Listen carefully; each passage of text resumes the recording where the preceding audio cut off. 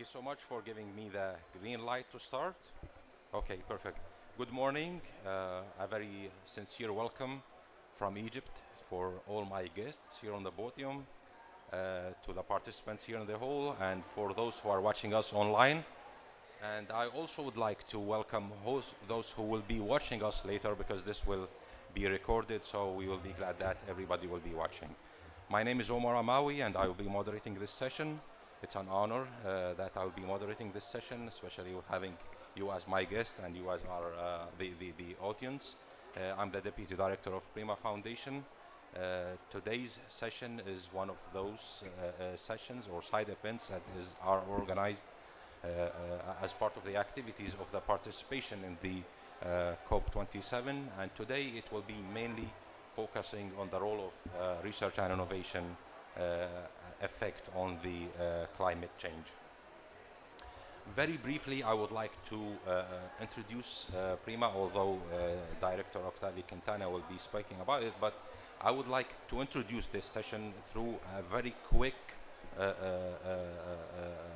narrative of what Prima has done from the very beginning towards where we are right now. So 10 years ago, several countries around the Mediterranean decided that we are all facing common challenges and we need to work together in order to try to cope with these challenges and try to find some solutions. The urgency of these problems are coming from different sources, different challenges, among which, and most important, is the climate change. So in order to make this partnership efficient and effective, we decided on some topics, some research priorities to tackle, because if we tackle everything at the same time, I don't think that the effect will be as good as if we are more focused on some activities, especially that there are so many other initiatives in the region are ongoing and trying to tackle some other challenges. So our strategic research and innovation agenda has been built around three thematic areas that are water management, food systems, and agro-food value chain. And then we decided also further, the Board of Trustees and the Secretariat, that this is all not enough as to start. So we incorporated the Nexus approach as a strategic approach in order to magnify the impact expected from our research projects. On the way, we are always adapting, so we decided that since we are incorporating the strategic Nexus approach in our activities, we decided to launch a coordination and support action in order to identify those actions similar that have been conducted in the region in regards to Nexus, so could be as a reference and as a guide and support for the researchers that are getting funds from the Prima Foundation. Also, we did not stop here. We also launched another call for a community of practice where we gather all experts in the field of Nexus to maintain and to make this process as sustainable as possible.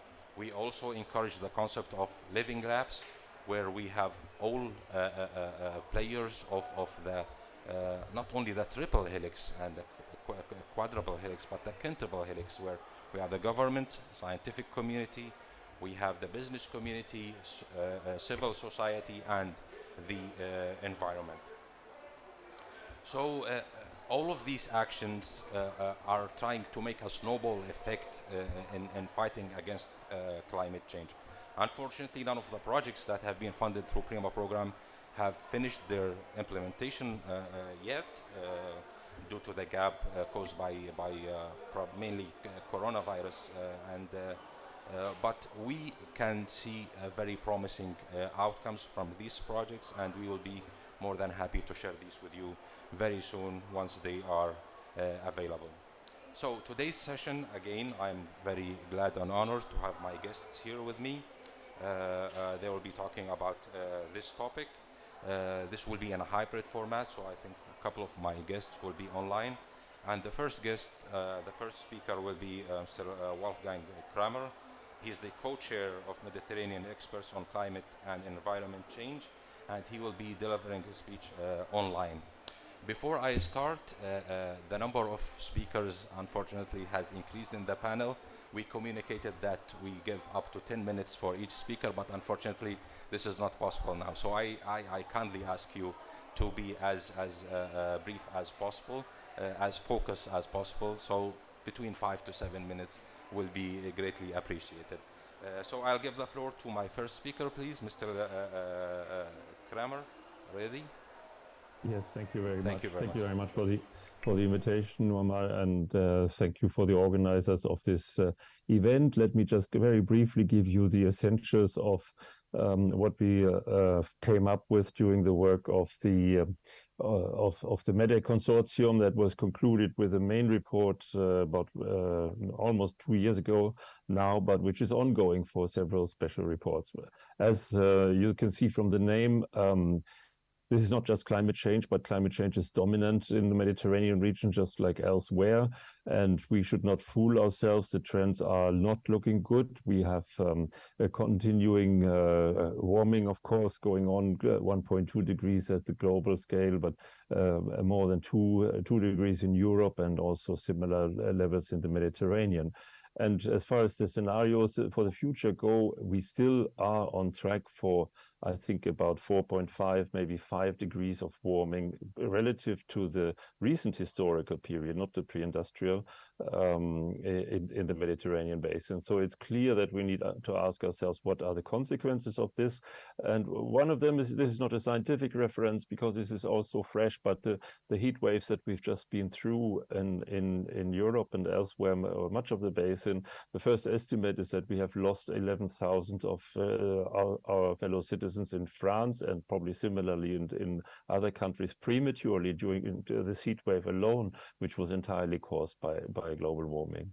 And the heat waves also have consequences in the ocean, and increasingly so, and particularly as this graph is showing with these several red sectors in these rings, the subsequent heat waves year after year are causing severe damage to the marine ecosystem, both the natural ecosystem and also the resources, ultimately the food web that our fisheries resources depend on. One thing that IPCC showed us clearly is that there are two regions in the world, Western North America and the Mediterranean basin, that are drying so more significantly than the entire rest of the planet. This is observation since 1950s. So it's natural that we ask ourselves, what does that mean for humanity? And one consequence, again, that particularly in the European part of the Mediterranean, we've seen a lot of during recent years, and particularly also this year, 2022, is the increase in forest fires, but also, of course, increase in or decrease in agricultural yields and just water resources all over it. But that is not alone. That is, those are the land consequences. What I find of particular concern, and what MEDEC has pointed out based on the available literature, is that sea level rise is an increasing and accelerating threat. We have just had new numbers. We are now at 4 millimeters per year, which means twice as much as we had 2 decades ago. So we are in full acceleration there. We are on actually not far from one of these trends here, drawn up by the IPCC, which means that our previous estimate of maybe 40 or perhaps 80 centimeters by the end of the current century is probably an underestimation. We cannot rule out substantially higher rates of sea level rise. And of course, why is this? This is because we are actively contributing to the degradation, not only of the Greenland ice sheet, but also the coastal ice shelves in Antarctica, and all this water that's basically more and more rapidly flowing off those two continents, or this island and the continent. All that water ends up in the global ocean and also in the Mediterranean. And in Europe, at least, we have a tendency to look at that from as a relatively mild change. But of course, the major change in the Mediterranean basin is in the Nile Delta, not only by the submersion that is expected for parts of the northern delta, but also the increasing salinization of the irrigation resources. These are things that cannot be stopped by some simple technological fix. The summary map that we, based on the MEDEC work produced for the IPCC, as you may have noticed in its last report for the first time, has a full Mediterranean cross-chapter paper, which I had the pleasure to coordinate together with my Egyptian colleague, Professor Elam Ali. that cross-chapter paper shows very clearly that there's no sector, no economic sector that is actually exempt from the impacts of expected climate change. And this comes, as MEDEC has shown, together with the pollution as a second major driver of environmental degradation in the Mediterranean basin, for example, through still increasing fertilizer use and associated nitrogen release, but also, of course, the plastic leakage into nature, which is from all countries around the Mediterranean basin. So what can we do? Of course, for Prima, it should be of interest what are the adaptation options for not just ecosystems, but Mediterranean systems. And there's a lot of them. There's in agriculture and fisheries. There are new practices that can be deployed and that basically run under the label of agroecology. We can improve our fire management strategies. We can improve water saving, and we can revise our coastal management strategies, including in part the abandonment of coastal regions. But there is a hard limit for adaptation, and we must recognize that. There are hard limits to water limitations. We cannot just invent water. There are hard limits to physiological stress tolerance, heat stress tolerance, and the accelerating sea level rise for the time being. There's no technological fix for that. So in the end, what we do need is emission reductions. We can't get around that, and much more significant ones than those that are currently discussed, as I hope, at COP27. Or everything I hear from COP27 shows me that we are not on track for severe and consequential emission reductions that would avoid any of the problems that I've just referred to. And we need to do this in a climate resilient context, which means also in a climate justice context where human rights and basically the right of everybody to a safe life are taken into account. Just as my last point of reminder, we will not green some technologies. We will not be able to produce a world that is sustainable with these kinds of transport measures, or with other forms of tourism. We will need, in the Mediterranean, we'll need to look very hard at new ways to actually produce goods, including sustainable tourism, in a way that goes completely without emissions.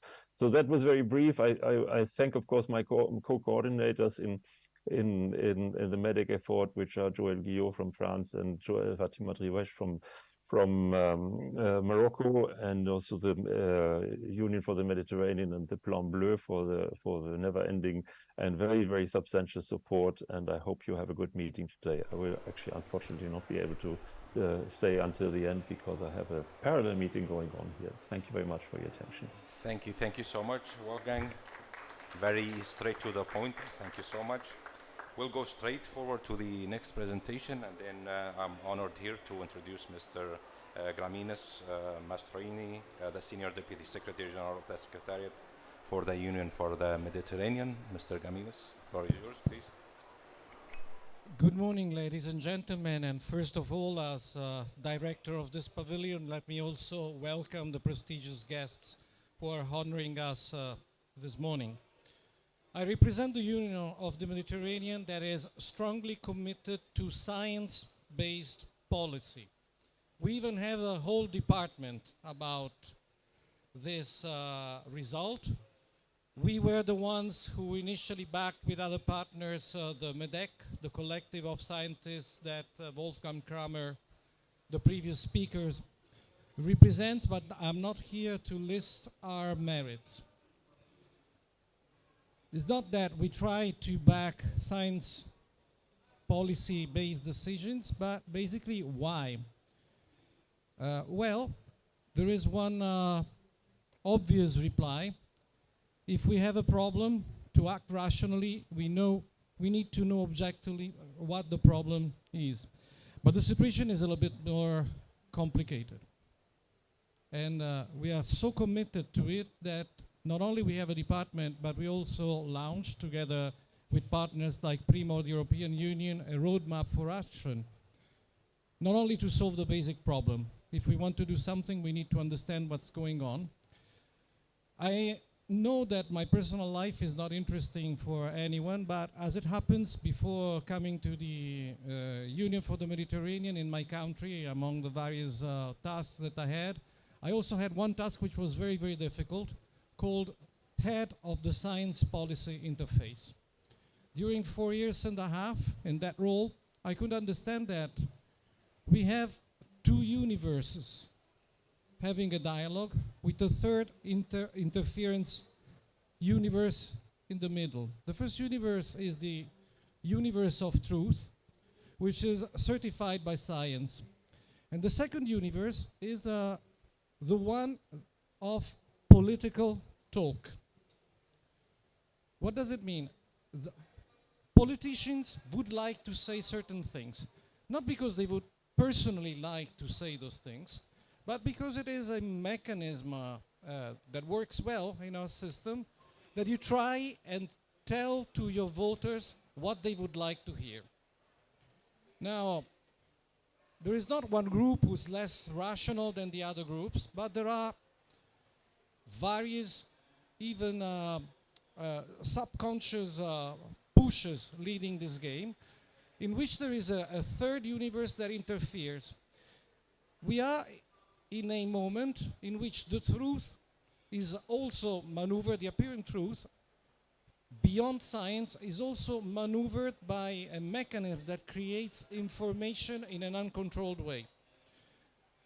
To make it clear, we are in a moment in which an influencer counts more than a Nobel Prize. The whole result of these reciprocal interferences is that policy is often feeling compelled to choose beside the truth. For many good reasons. I'm not saying that policy is necessarily ill-oriented.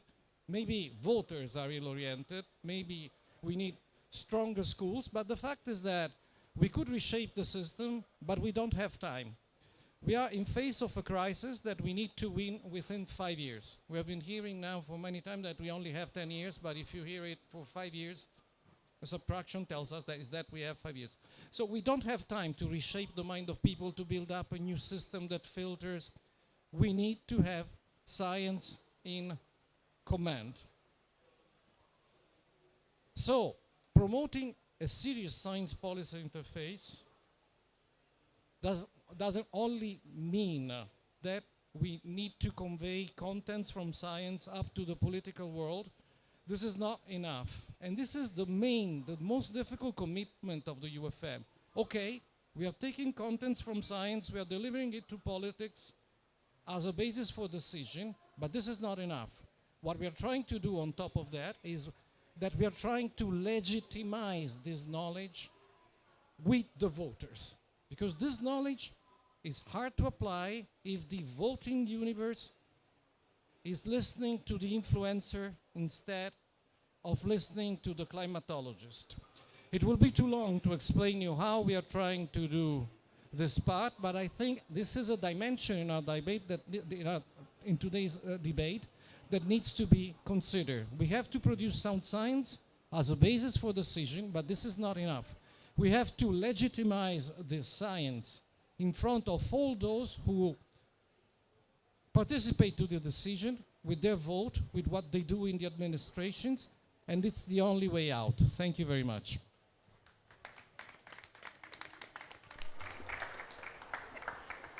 Thank you so much, Mr. Graminis. I think actually I was listening to you and it sounds like better than music to my ears, and I think this is the kind of messages that we need to be bold and deliver and come as a conclusion. This relationship between scientific community and the policy makers. Let's move to our next speaker, and I think our next speaker will be online, Ms.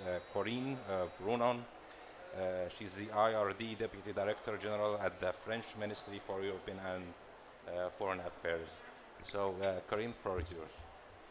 Thank you. Thank you very much to have invited the RRD through my person.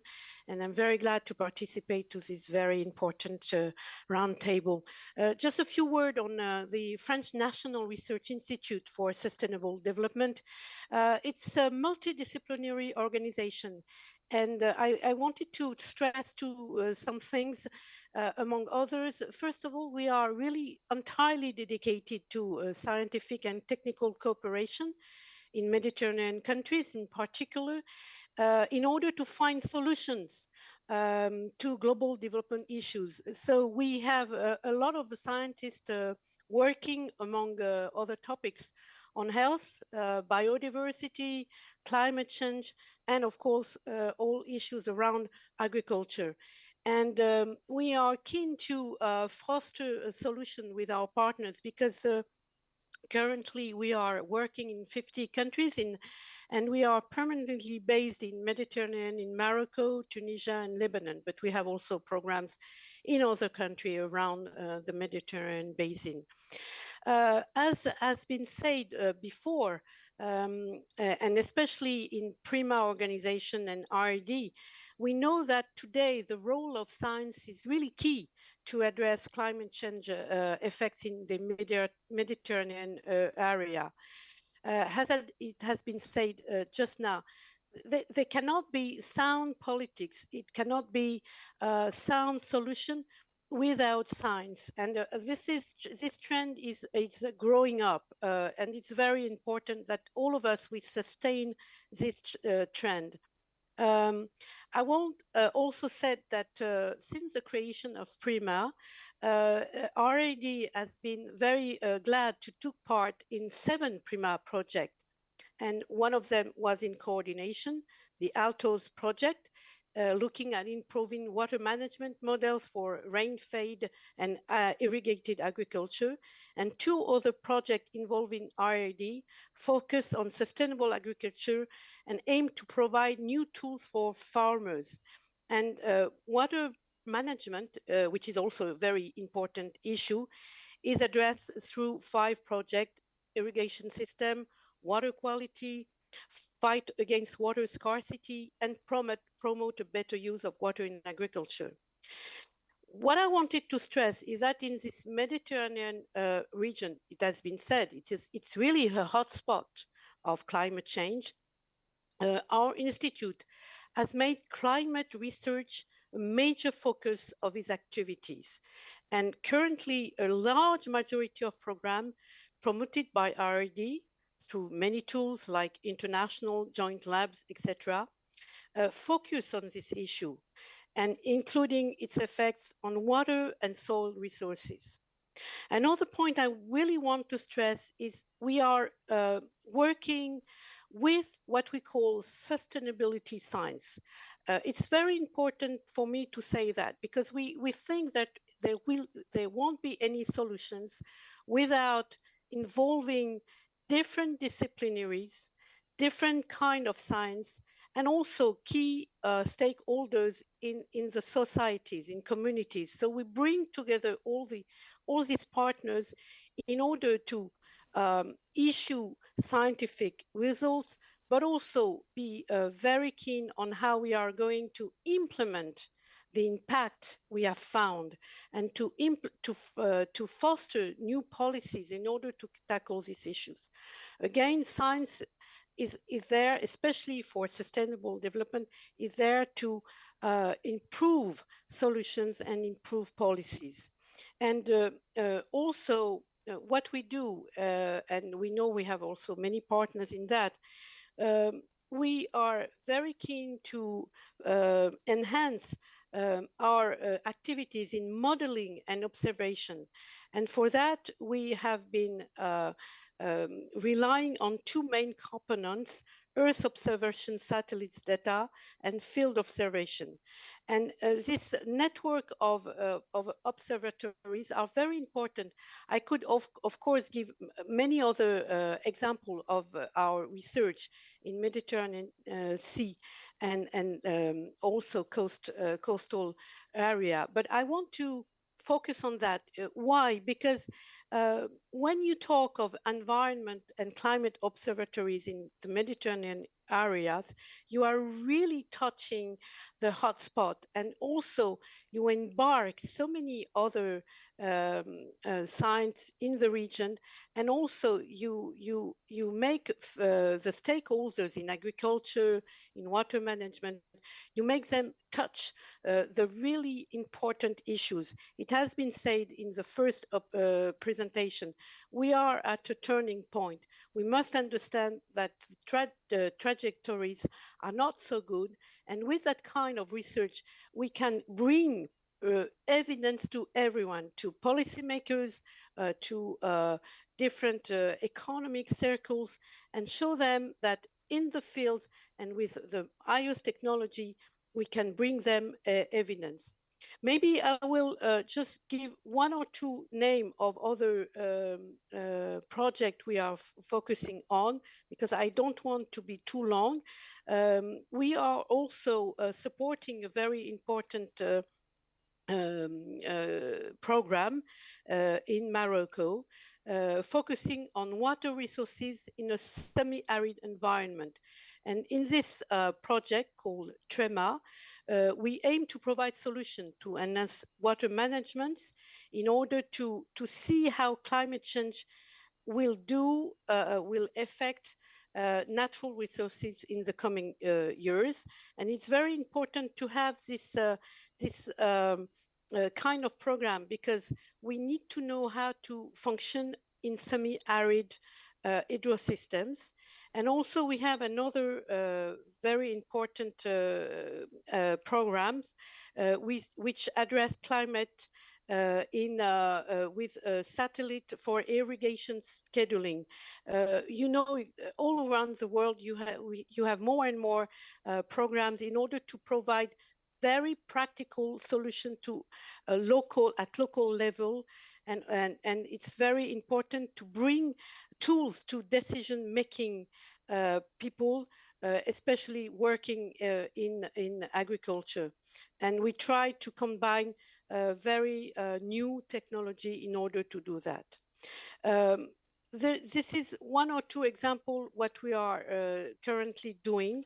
Again, I think the main messages I wanted to summarize is, again, work in multidisciplinary way, work with multi-sectoral actors, work with at the local level, in the field, work with the most modern technology, but also with the local knowledge. This is very also important, and try to bring all together the people in programs, but also with the policymakers.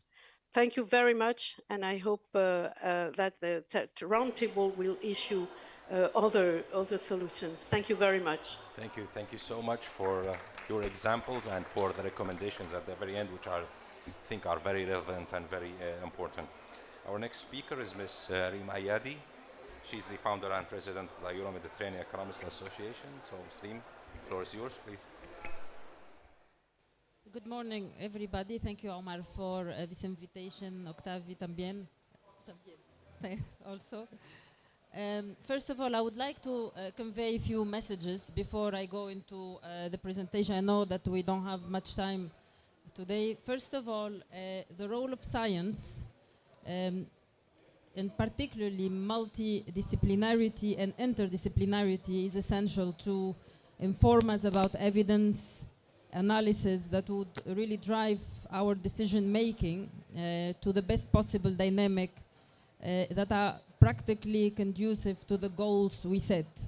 So really, science is for our minds to allow us to reach the future we want. So this is important.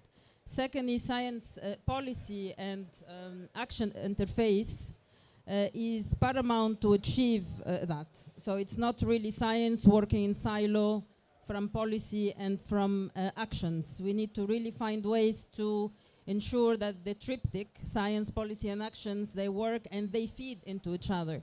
So science, it's not a silver bullet proof, means we have a scientist, I'm an economist, so all the scientists make mistakes at a point in time, and I think we need to ensure that this is also being assessed over time and ensuring that there is this feedback loop between science, policy, and action. So I mean, the truth, it's not really taken by science only.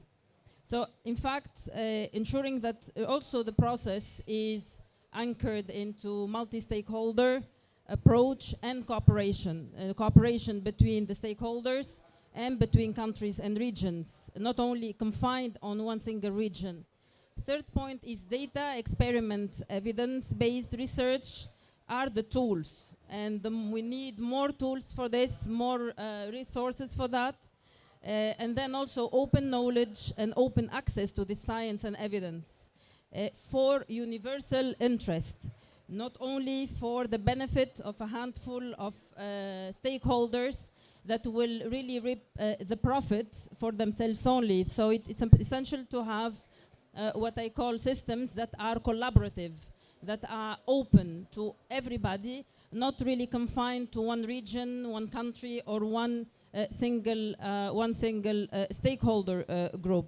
We need to benefit the overall society, and this is important because there are countries that have reached a certain level of knowledge, and essentially they need to share it with others. So transfer of science results and also applications. So this is extremely essential for that. Now, for the Mediterranean countries, I mean, of course, this is not only applicable to the Mediterranean countries, but we have developed a model anchored in what we call, back then in 2011, the blue transition scenario. So the idea back then, we said, since we've lived in a kind of a transition with the Arab Spring or Arab uprisings in 2010, we moved into what I call the sustainable co-development model of the EU and Med sub-regions. And this is something that we have developed it, what we call the scenario 2030. We developed it from a normative point of view. So where we want to go, where we want to achieve. From there, we build the whole model on what I call the complementarities, not yet, the complementarities, and complementarities from an economic standpoint, socioeconomic standpoint. So win-win situations from both or different sides of the Mediterranean. But this is simply an application. So we are now really moving forward for this. I'm talking about what we have done in 2011. Now, shaping the future is something that we need to agree all upon. And then moving into what I call, moving from what I call a model, an economic model which was anchored into shareholder value, into an economic model which should be anchored into stakeholder value. Stakeholder value also means that we need to have certain principles which allow us really to define what are those principles and also respond to the challenges, the global challenges. So climate change, digitalization, automation, globalization, whatever all those global challenges are for me horizontal to our economic model. So they have to be embedded into it. And whatever we do, we have to do it in an integrated manner, means mainstreamed into our economic model. So we have developed what we call the TRIS development model, which is based on 4 pillars. But then these pillars can be expanded based on what we want. Transparent governance, that's for the T. Responsible living, though this is anchored in responsible innovation principles, inclusive economy, and sustainable energy and environment. So these are the 4 principles that we developed. Sarah, if you can show the website, that would be good. So while I'm talking, because since I don't have much time. And then this TRIS model, currently, we are developing the, what I call the resilience part of it and the regenerative part of it. So these are 2 dimensions which we are working on. But for the moment, what our strategic framework called the TRIS is allowing us to do from these 4 principles is to move into what I call the Horizon 3 model, which is Horizon 3 means with the transformative scenario. And for the transparent governance dimension, we are trying to move what I call into a guardianship, guardianship type of model, which is in fact anchored into national governance systems that are really working toward a certain objective, into what I call a global network collaborative type of systems that is transparent and anchored into what I call more transparency, much more transparency than what we have today. The second dimension is responsible living. It's from this addicted type of method that we are living in today into a responsible method of living. And this is all we can inform it via indicators, via certain dimensions that you will see afterward. And then the third is inclusive economy, particularly, for example, in terms of our production systems. Our production systems nowadays, they are all anchored into machine-centric. We need to move them into human-centric. It means that less specifically, machine-based, industrialized. So we need to move into what I call the stakeholder type of value model. And then finally, resources. Of course, we are still in the system where we are in an extractive economic model. We need to move faster and faster into circular. So this is practically what the economic model, at least what we have developed, is telling us. And here, if we look at the interactive map of what I call the TRIS dashboard, transparent governance, if we take one dimension, which is, for example, multi-layer governance, look at the judicial system. For example, this is one indicator here, and you have a bunch of indicators that we can use. This is all based on data publicly available. You will see that many countries, they are really scoring very low. I mean, the darker color, it means they are scoring high, and the less dark, it's scoring low. And our region, it's quite Africa and Middle East, is scoring rather low in terms of the judicial independence. So this is a very important indicator for example, the transparent governance. There's not only one, we have a bunch of selected indicators there, which tells you really what is the basis. The basis is governance, and we need to ensure that our governance system is multi-layer, is multi-stakeholder, fighting corruption, citizen, employee, and women empowerment, digital agendas, and rule of law. So these are certain indicators that we have showed. So let's move into the second dimension, which is responsible living. So again, this map shows us where our countries are and what are the improvements that we need to do. Here you see, for example, if you look at the responsible research and innovation, proportion of medium and high-tech manufacturing value added, in total value added manufacturing, you can see that Africa and Middle East and North and Mediterranean, they're scoring, there is no data. So we need to have much more data from research to allow us to understand where we're going, where we're heading at. Without data, it's very difficult to measure the policy impact, even to design policies. So data and data and data, we need good quality data. Now, the next dimension is the pillar 3. So just to give you, I'm almost done, Omar, just don't worry. Inclusive economies. For example, here we have access to education, knowledge, competences, and skills. Again, some countries, they have data. For example, if we look at Tunisia and others, but others, still in Africa, for example, you don't have this type of data. So we need to do much more research, much more resources dedicated to research to really inform about what's in there. In some countries, even they don't even have data, but it doesn't mean that it doesn't exist. But we focused on the Mediterranean and Africa. The last pillar, which is sustainable energy and environment, here we can see, for example, dimension 1, sustainable energy, and then carbon dioxide emission fuel, or the second one, which is the, renewable electricity generating capacity. Since we have been talking about this, again, you can inform this in a map, interactive map, and the data is generated every year, so it goes straight to the system.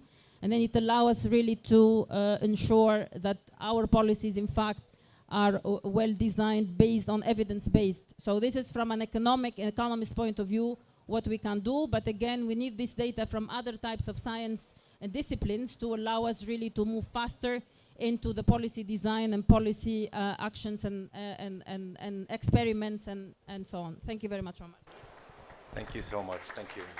Well, in fact, I gave you extra time on purpose because in science research, we usually say that we are targeting socio-economic development.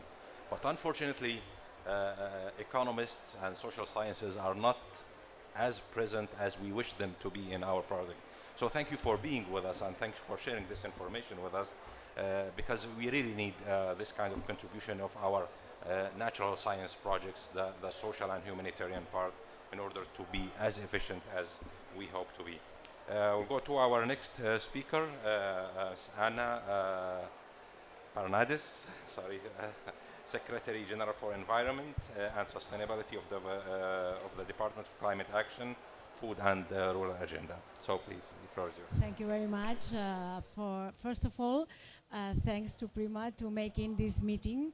Well, as you know, the Mediterranean regions is one of the areas that is warming at higher rate than the world average, and where the impacts significantly more severe. This is not a secret. We are a hotspot. The Mediterranean region is subjected to harsh climatic conditions for centuries, a fact that has been itself a driving force innovation. And then Catalonia has a very powerful innovation ecosystem with innovative research centers, universities and companies. We have talent at a professional and social level, which is essential for entrepreneurship and social transformation. At a time when we see especially that we must look for innovative solutions to challenge that affect us. For many years, the government of Catalonia has opted for a research system of excellence, able to compete in the context of various programs at the European level and to attract talent. I would like to share some concrete examples of the innovate solutions. First of all, we create the technical board for climate adaptation that have been put in place thanks to EU project like Clinomics, and that will serve as the governance basis for the live integrated project EcoAdapt 5T. In these boards, a variety of stakeholders are represented, and they identify the vulnerabilities of the territory and their communities, and prioritize adaptation measures in a consensual and agreed open manner.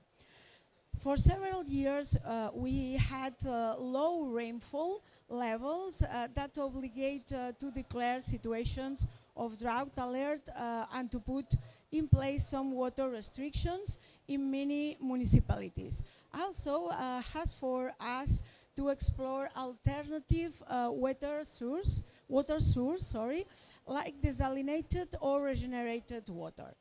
Thanks to the operation of the 2 desalination plants in Tordera and in Llobregat, today the reservoirs of Catalonia internal basins are 7 points above their storage capacity.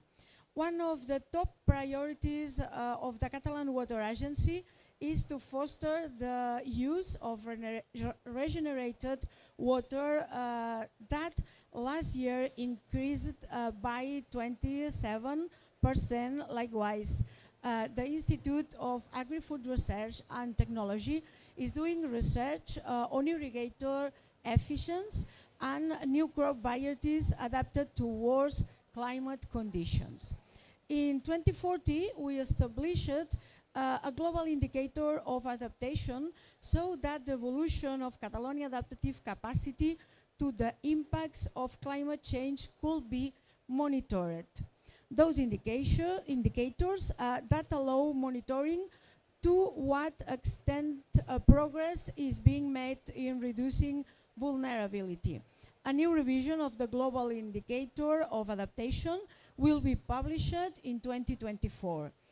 And the last, but not the least, the new sustainable agriculture production model that allows to evaluate, classify, and recognize Catalan farms according to their level of sustainability from the triple aspect: environmental, social, and economic, in an objective and quantitative way. the real list, we are working, and we want to share with us, we are working to launch a call for grants addressed to research centers and universities for mitigation adaptation projects with an allocation of 7 million euros. And then we as a government of Catalonia likes work with science, like work with local enterprises and with data. At the end, we are here to transform our reality. Thank you. Thank you so much. Well, actually, I personally have witnessed many of the activities and many of the efficiencies that you have just mentioned, living in Barcelona for 4 years. So that was obvious for me to notice and discover.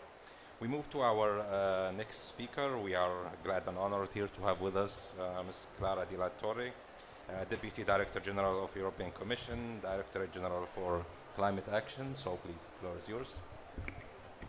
Good morning, ladies and gentlemen. Thank you very much for this invitation, Octavi, and for the role that PRIMA is having in research and innovation in one of the, as it has been repeatedly said here, in the climate hotspots that we have in the world. Let us remind ourselves that climate change creates major distress in the whole world, and in particular in the Mediterranean. The data I have is that they create, climate change creates 150 billion euros losses per year. And this can represent around 2.5% of the GDP. So who can afford that? That's one of the questions that we have to remind ourselves. In addition, I mean, to this audience, I would not tell you anything new if I say that in this part of the world, we have a multifaceted crisis. We have economic crisis, we have social crisis, we have government crisis, and now with the awful invasion of Ukraine by Russia, we have yet another crisis, which is the energy supply, which is the food supply. So all this to say is that we have multifaceted challenges, and this is a moment where we need to act. And the European Basin needs to act. I'm wondering whether one of my questions to you that we might like to discuss further on is, couldn't the Mediterranean Basin be a region leader for climate solutions? Because trying to find these solutions for the green transition we have to undergo, and the digital one, by the way, is offering a huge amount of opportunities for the society and for business as well. So addressing climate change is not only a burden, is a way of opening new opportunities.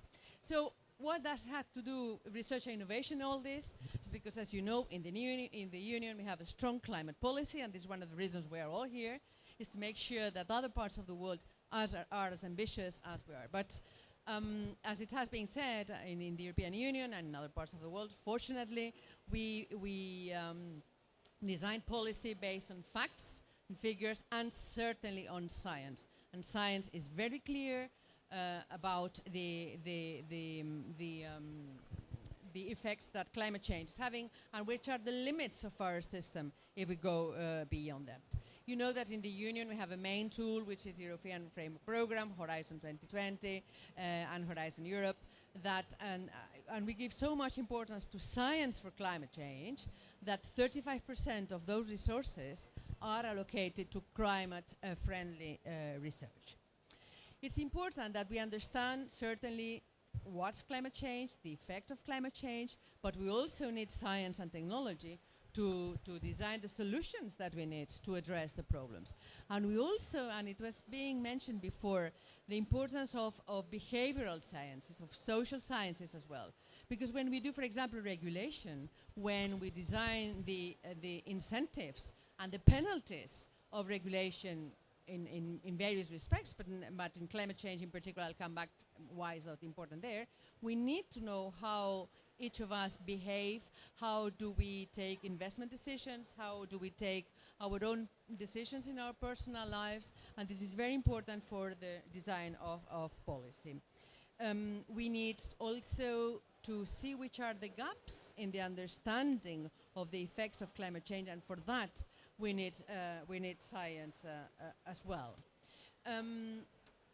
Science is needed for climate policy, technology, for the solutions, but it's very important and it's very much linked the research and innovation which is underlying, for example, sectors like the energy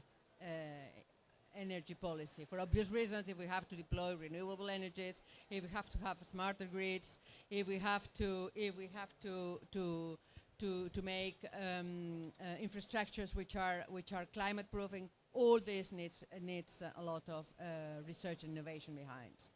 Transport policy does need a lot of research and innovation because, as you know, transport is one of the few sectors, if not the only one, where emissions have been continuously increasing. And if we want to become climate neutral by 2050, we need to reduce the emissions of transport by 90%. Without research and innovation, we'll not be able to have the electric vehicles, cleaner aircrafts, you name it. So health policy is extremely important where we are, because there is an important dimension, as you know very well, of climate effects on health.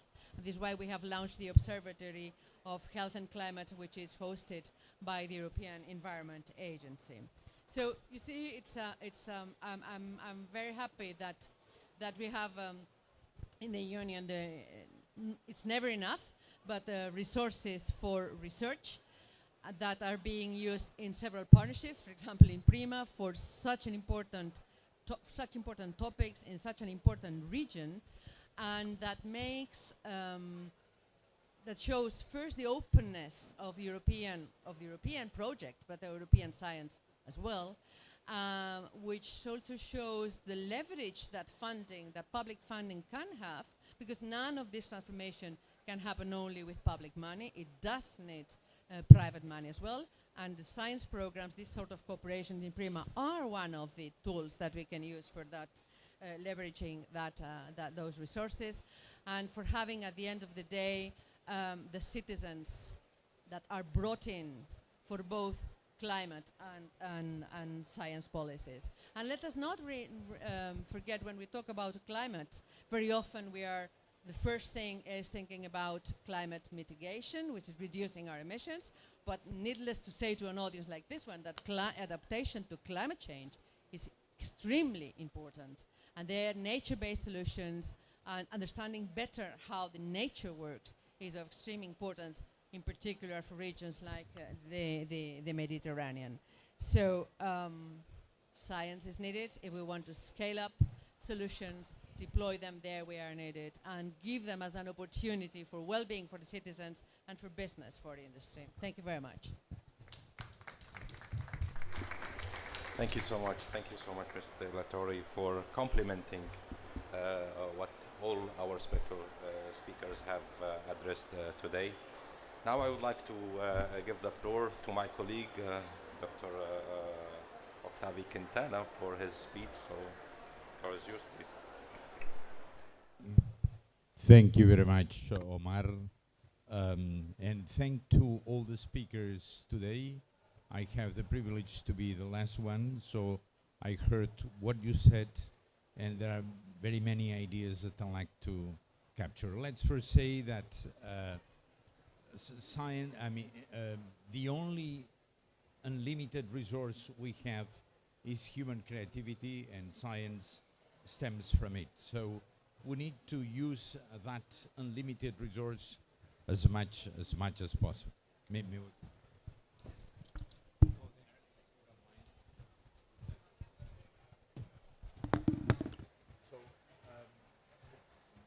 Yes.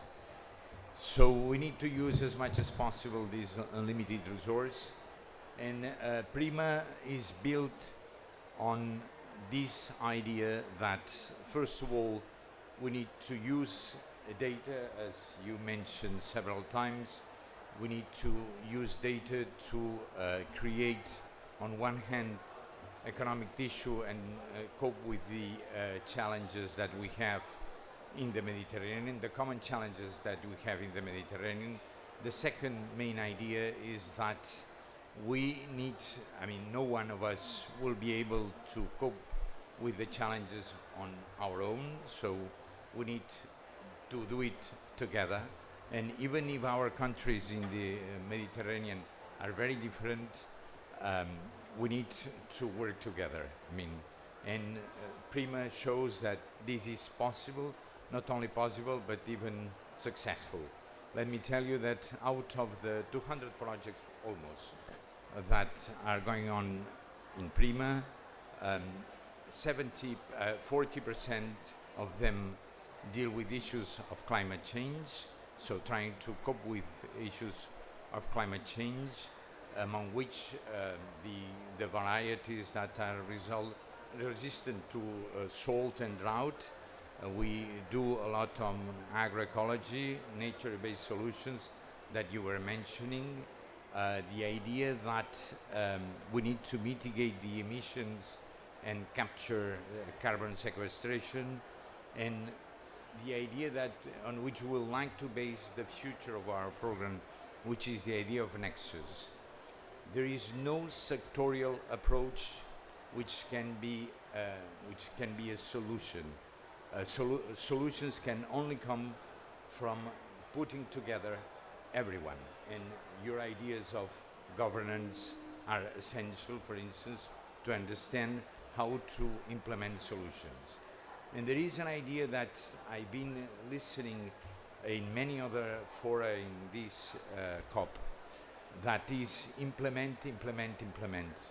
There is enough to have plans, but we need to implement. But we need to have science to understand how we can implement.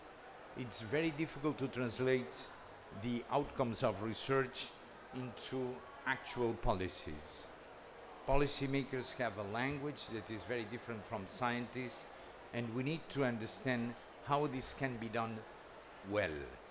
And this is something for which we need experience, we need research, and we need understanding on how this can be done in a way that this implementation is not only political will. The problem is not only political will, of course, is at the basis, but we need also to understand how to do it. And this is not easy. And I think that the fact that UFM, well, is our sister institution, and that we host together in this pavilion, can help to do that, because they have the policymakers, and the policymakers, this is a way that they can help us through the policymakers to make them available the outcomes of research, and they translated it in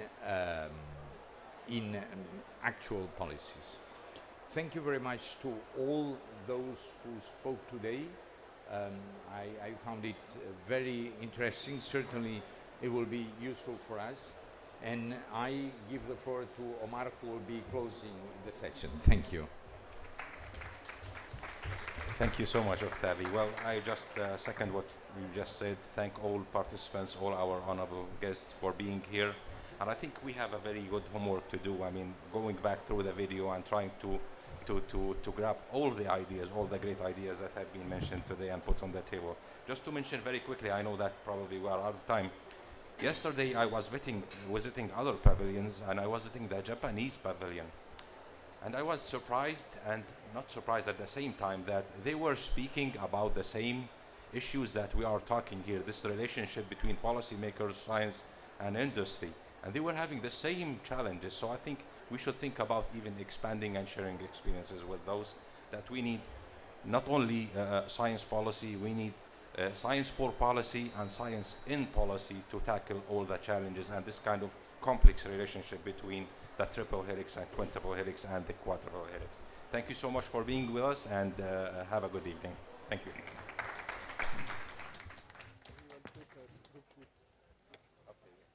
Thank you very much.